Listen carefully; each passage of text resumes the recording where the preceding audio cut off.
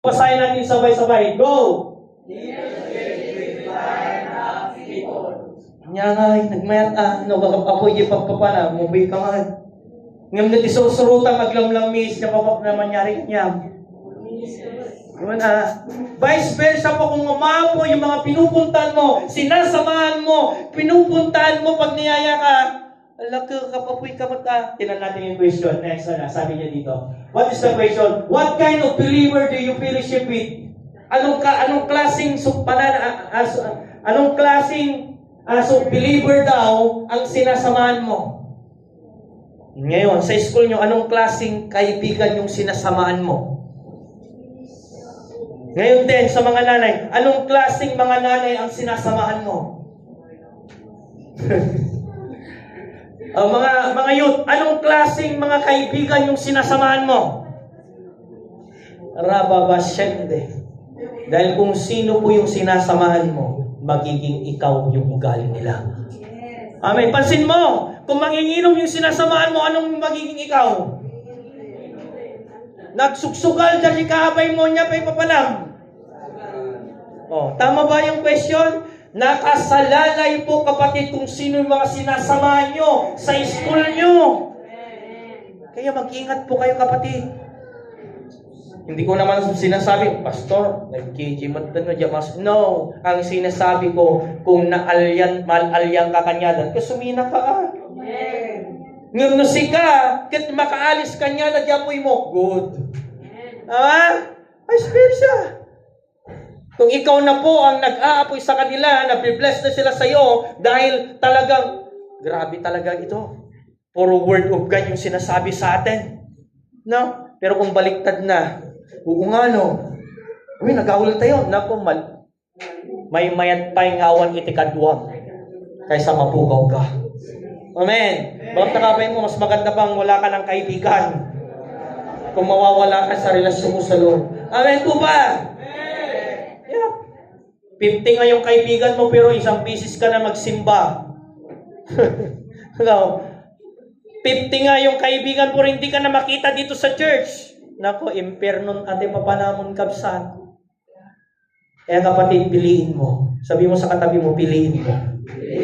Pila natin, go. Sabi niya, are the fire of God, umaapoy ba sila o hindi? Alam mo na yan. Kung laging inom mo yung usapan, puro malalaswa yung usapan, ang usapan puro sugal, ang usapan o puro makamundo, ang usapan ay para mawala ka, anong dapat mong gawin? Sumama ka o humiwalay?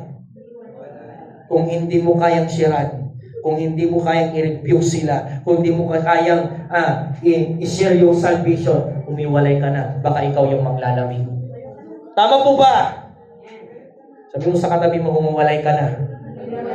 Kung hindi na tama yung kaibigan mo. Palakpakan mo ang Diyos ng buhay. Ano yung verse niya natin na po natin? 2 Corinthians chapter 6, 14, 16. Magandang balita, ang pakikisama hindi sumasampalataya. Huwag kayo makisama sa hindi sumasampalataya na parang kapariho ninyo na sila. Maaari ba magsama ang katwiran at kalikuhan o kaya liwanag at kadiliman? Liwanag po yung sinabi niya, no? Walang masamang sumama sa hindi nanampalataya. Kung ang purpose mo is to invite them to know Jesus. Pero kung yung purpose mo at nakikiayon ka na sa kanila, nagiging kapariho ka na nila, yan po'y maling-mali na.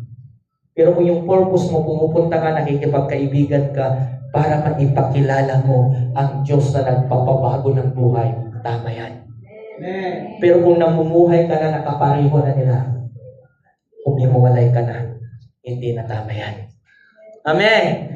Matindi pa to. Verse 15. Sige nga. Maaari bang magkasundo si Kristo at ang diablo? Ano ang kaugnay ng masumampalataya sa hindi sumasampalataya?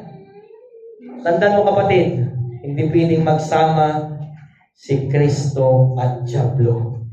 Kaya piliin nyo din mga anak, mga babae at lalaki na nandito na mga binata. Ang mabaling at katugangan ni Satan kanapo Diyos. Baka di ko nang magkad.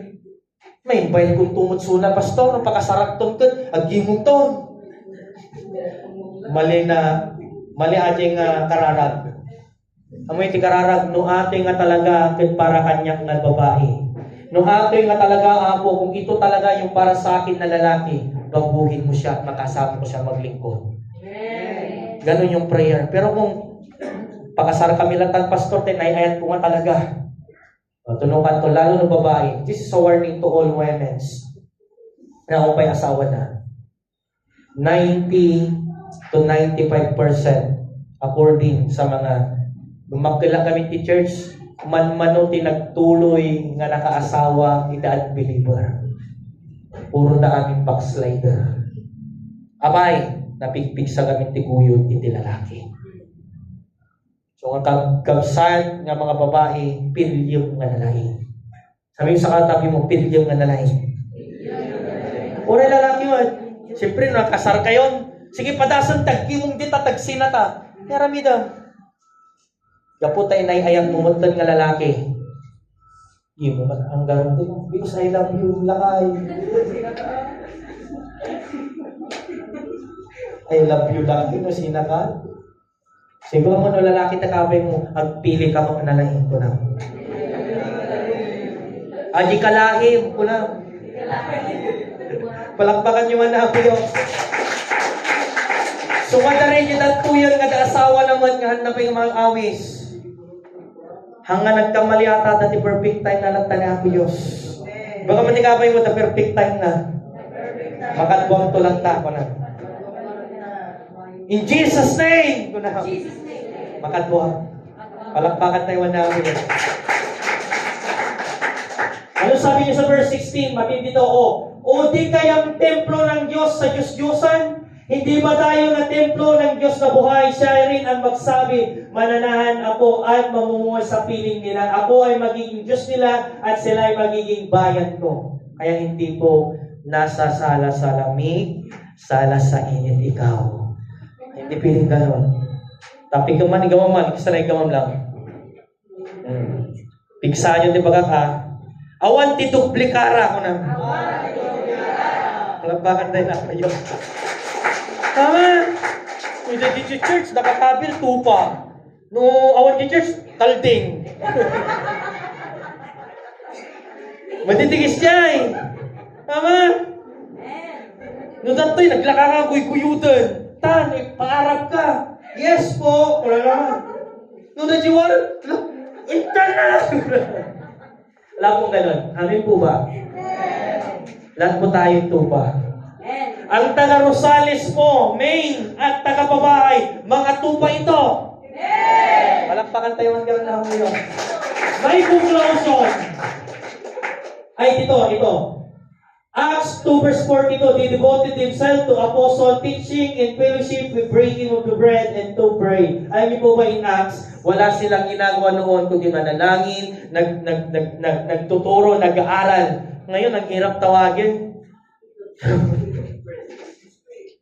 Sandi lang sila marami. Hindi po tayo papayag yan. Yang 20 million kung maliit yung lumuluhod, hindi tayo makakanta yan. Matagal! Kaya sabi mo sa katabi mo, gamamanan, makikita kita sa prayer meeting. Palakpakan tayo na, Diyos. Tama ba? The more you part in prayer, the more mo nagpapasitan na po Diyos ata. 20 million ka, maraming nananalangin. Pasid lang kanya na. Amen!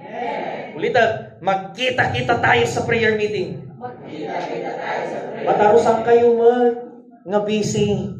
Nga malam mga sacrifice mo maminsan, mamindwat may sa bulan. Ay, mayanan. Baka matakabay mo tagpaminsan, apan takabsad ko na. Nung maaduras mo ko na. Kanayot ko ganun yung tinuro ni Pastora, kung wala ka dito, alam mo naman ang 5:30 yung prayer. Anong gagawin mo sa bahay? Sabayang mo na 5:30. Sardo ko ba siya nakapan di church, nagprayer mo na. Parang andun ka na din. Amen? Kung hindi ka nakapunta dito dahil may ginagawa ka, naiintindihan ka ng Diyos. Pero kung nasa bahay ka, give a moment pag 5:30 na, habang may ginagawa ka, nagpipray ka. Alam niyo po yung pauwi ko ni Pastora, galing kami sa Mission Sabra. Patapos na ko isang verse na lang. From Abra to Narbacan to namasyal kami doon sa Santiago. To Santiago hanggang pauwi kami, nagpre-pray kami. Kasi nga, may gawain tayo sa pabahay. Diretso yung prayer namin. Habang nagdadrive ako, sarap pa. Habang nag-worship kami, nagpre-pray kami. And the experience of God, kahit nasaan ka pala, walang limitation yung prayer. Amen. Kaya po kapatid, kung wala ka dito, sa bahay mo, pwede kang manalangin. Pero mas maganda, nakikita ng Diyos na sama-sama tayo. Tingnan natin kung sama-sama tayo. Ano po yung kapangyarihan pag sama-sama? Araw-araw sila na sama-sama. Grabe naman, araw-araw. Parang nakakahiya. Pag binabasa ko to, parang lumulubog ako eh. Tingnan niyo po, basahin natin. Mas maganda tayo malahat para ramdam na ramdam natin. 1, 2, 3, go! Ulit, nagkabsot. Sabay-sabay. 1, 2, 3, go!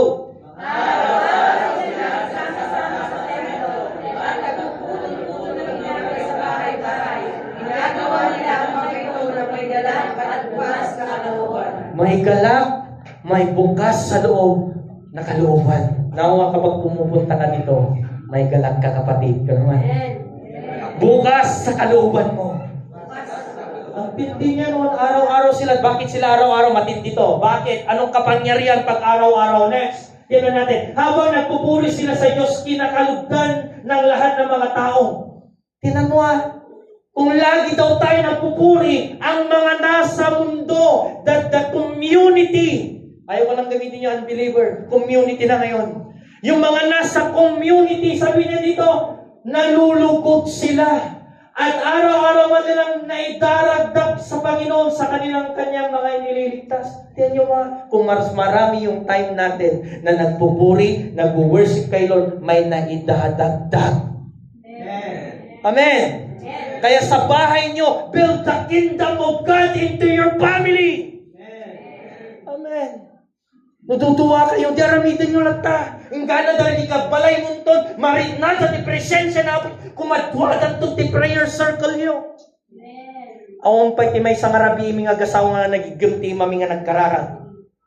Yan yung nagpapatibay sa amin. The secret of power of relationship between mag-asawa is yung holding hands while praying at night. Pero kung hindi mo yung ginagawa, mararanasan ko, wala na yung love. Wala na yung... Why? Because yun na nasa center si Jesus. Kaya build the kingdom into your family. Ang nga puro aramidan ko, walang ganun. Start mo kung dadalawa lang kayo. Sabi mo sa katabi mo, start na natin. Ang ganda yung may inaidadagdag. Ayaw nyo bang may madagdag sa atin? Kung gusto mo, araw-araw kang magpuri. Amen? At kung araw-araw kang magpupuri, the glory in the shine of God ay nakikita sa iyo. At kung yung shine ni Lord ay nakikita sa iyo, everything na nasa community at kadiliman, agningning ka, at mamatitakin ka. Amen? Amen. One thing na all dito. Okay na ako. Ibalik ato yung last nga verse king kanya natin. Conclusion ko. Sige nga anak. Conclusion. Sige po. Mga Hebrew 8:20 verse 19. Magandang balita din. Kaya nga magpasalamat tayo sa Diyos sapagkat tumanggap tayo ng isang kaharian na hindi nayayanig. Sambahin natin ang Diyos sa paraan kalugod-lugod sa Kanya na may kagalakan, paggalang at pagkatakot sapagkat tunay ng ating Diyos ay apoy na tumutubo. Pero kung meron kang paggalang sa Diyos, kailanman hindi ka maglalamig. Igalang mo ang Diyos habang nabubuhay ka. Mahalin mo ang Diyos habang nabubuhay ka. Mahalin mo yung pamilya mo. Mahalin mo ang ministry mo. Mahalin mo kung sino yung mga dapat mong mahalin. Pinili nyo ka. Hindi lahat ay minamahal. No, like bisyo, mamahalin bang bisyo?